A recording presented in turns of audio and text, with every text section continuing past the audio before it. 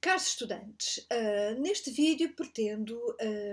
dar-vos o feedback do E-Fólio B, de Introdução ao Ordenamento do Território, explicando bem o que é que se pretendia em cada uma das alíneas. Portanto, o grande objetivo deste E-Fólio é que tivessem um contacto direto e também prático sobre um dos instrumentos, ou plano, neste momento, fundamental e que tem incidência sobre o regime do uso do solo, que é os planos, ou que são os planos municipais de ordenamento do território. Portanto, o que é que se solicitava era que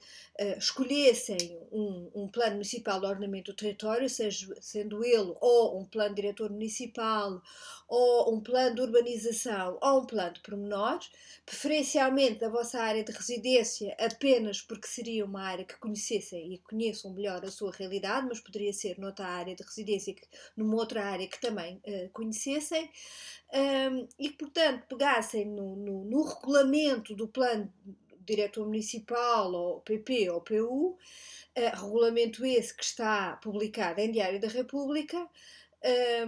e que encontrassem, com base no regulamento,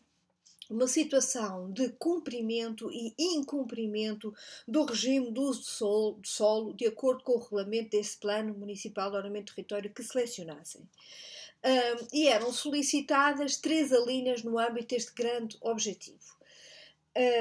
No primeira linha, que valia 0,5 valores, pretendia-se apenas que indicassem qual ou quais os planos municipais de ordenamento do território em análise, bastava indicar um, ou o PDM, ou o plano de urbanização, ou o plano de pormenor.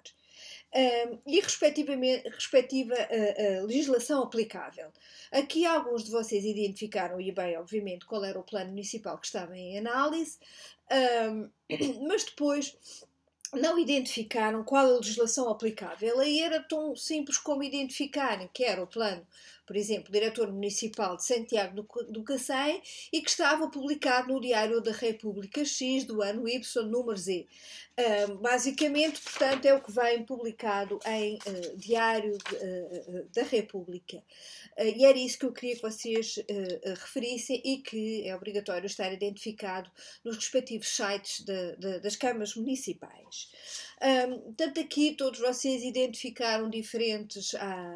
zonas em Portugal continental e ilhas, desde Sines, Almada, Matosinhos, Amadora, Vila do Porto, no caso dos Açores, Santiago de Cassange, Seixal, Torres Vedras, etc. Depois, na linha B, que valia 0,75 valores, eu solicitava que identificassem, ou indicassem, peço desculpa,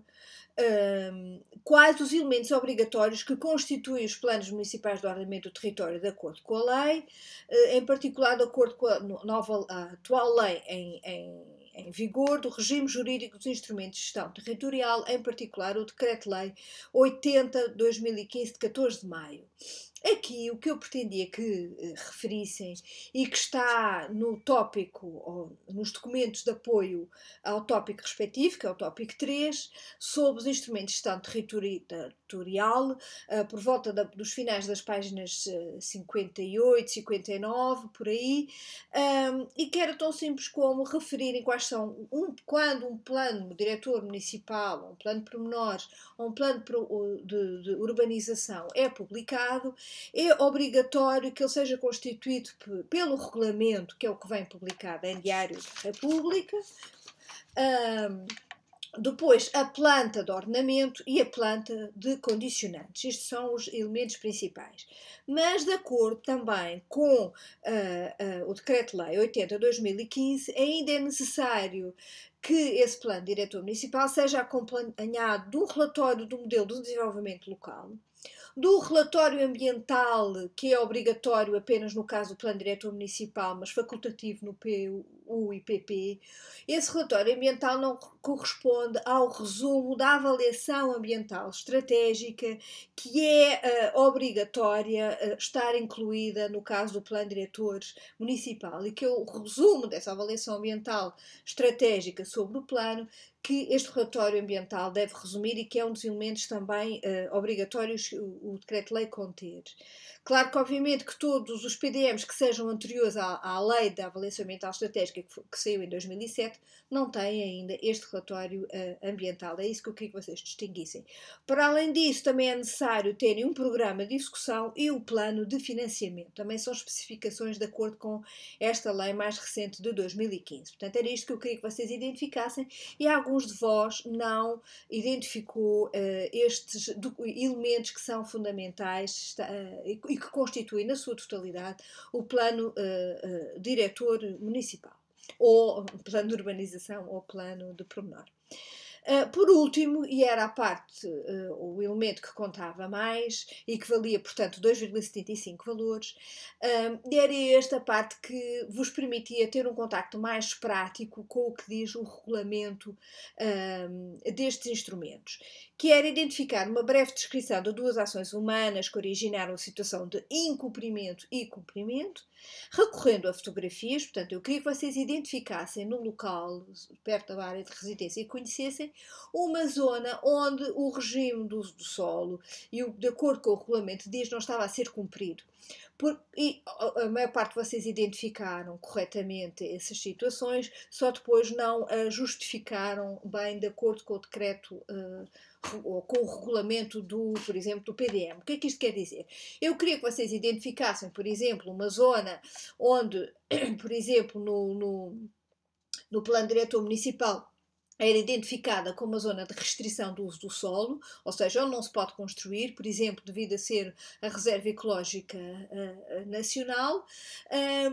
mas que naquela zona, por exemplo, existe uma urbanização, ou uma indústria, ou uma atividade qualquer económica que não é permitida no regulamento do PDM. E que depois se explicassem com fotografias, onde se comprova que de facto existe ou uma urbanização, ou por exemplo, uma situação em que no PDM diz que é uma zona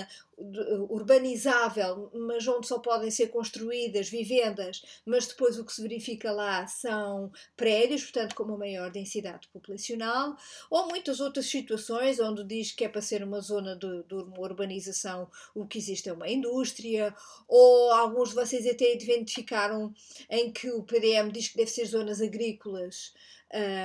e que, ao contrário, que é uma zona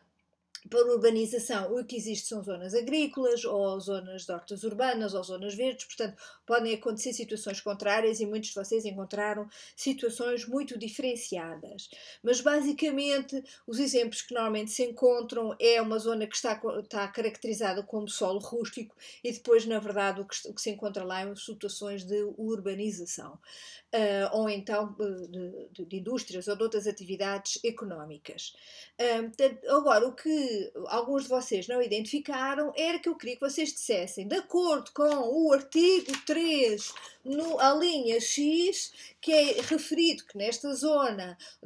por exemplo, nesta zona de operativa de ordenamento do território, o que é suposto estar é uma zona agrícola, mas que na verdade o que está lá é uma urbanização. Portanto, e que identificassem concretamente qual é o artigo e o número onde isso se refere. Porquê? Porque isto é a forma de vocês de facto terem contacto com o que é que significa eu estar a cumprir ou não o plano diretor municipal. Isto serve, obviamente, para a vossa atividade